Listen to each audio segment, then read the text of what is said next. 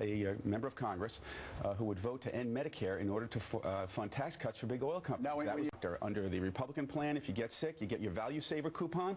You bring it to the insurance company. The insurance company decides what they will pay, what they won't pay, and then you get stuck with a $6,400 additional bill, all to fund tax cuts to big oil companies. Is that why they did it? Was Paul Ryan in his bed one night and he woke up, turned to his wife and said, "Honey, you know what? I figured out." I mean, come on. No, that's not. No. I will tell you one thing, Steve. Right. I like you, but we do not allow talking points on this show. That's a talking point, and you know it. So there's an orthodoxy. Okay, but I'm talking about oil companies. He's not doing this to fund tax cuts for big oil companies. We have said consistently that we will negotiate constructively on improving, strengthening, and reforming Medicare. But I'm talking about math.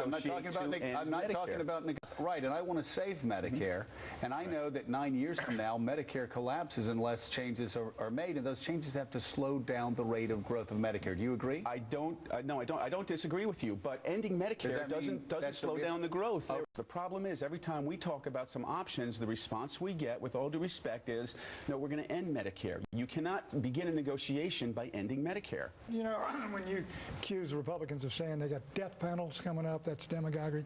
Isn't it also demagoguery to say we're going to end Medicare as we know it? Pat, it is not demagoguery. It is plain fact. Look, there are things that we need to do, and we want to address those issues on a bipartisan basis. The problem is that our attempts to address those issues has been met with two words: end Medicare. How high do you think the tax rate ought to be? I'm sorry, I've got to interrupt you. They are not saying to end Medicare.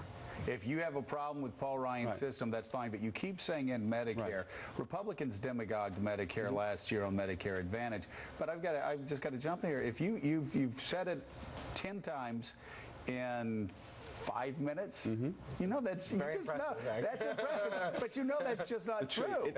We want to make sure that we protect our senior citizens at a time when they're most vulnerable, and we think that we can find efficiencies within the system without in any way cutting the benefits to our senior citizens. But what the president isn't willing to do is to add any additional burdens on the backs of our senior citizens at a time in their life when they're most vulnerable. That doesn't mean that there aren't efficiencies in the Medicare program that we can find, and we're looking across the board at government for efficiencies. But nobody who looks at this seriously thinks that looking at efficiencies is the way to solve Medicare's problems.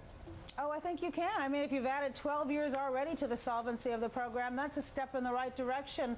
So I wouldn't rule out efficiency.